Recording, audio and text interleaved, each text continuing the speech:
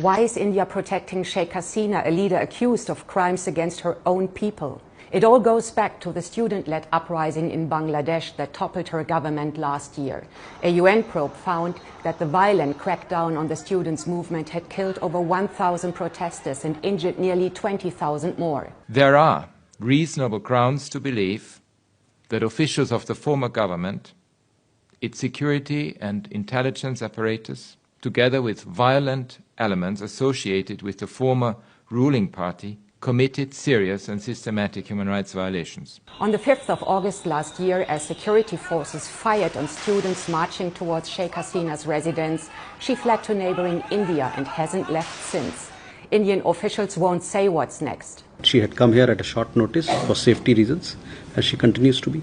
But many in Bangladesh want her back to face justice. Not just for what happened during the student uprising, but also for the thousands who disappeared during Hasina's 15 years in power. Last December, the interim government of Mohammed Yunus asked for her extradition, but India didn't budge. We have received a communication from the Bangladesh authorities in respect of former PM Sheikh Hasina. Further than that, I have nothing to add at this point in time.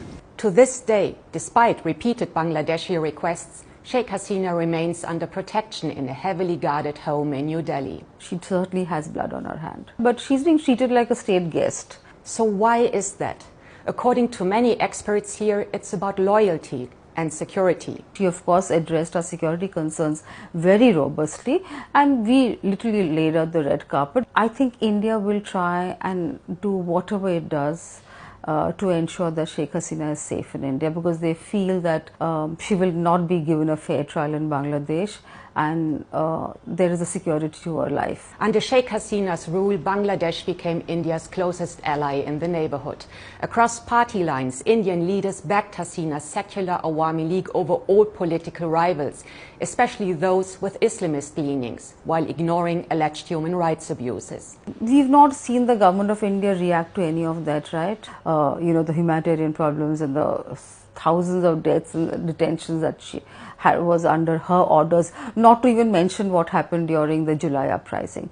As Bangladesh continues to deal with the fallout of Hasina's rule and fresh clashes on the streets, India is urging Bangladesh to hold free and fair elections as soon as possible. That call includes reinstating Hasina's Awami League, which is currently banned from political activity. I don't think you can have free and fair multi-party plurality in Bangladesh without Awami League's participation, because there is that much of stakeholders who definitely want Awami League back. Professor Datta believes Sheikh Hasina could have helped ease tensions by showing real remorse from India, but she hasn't, not once.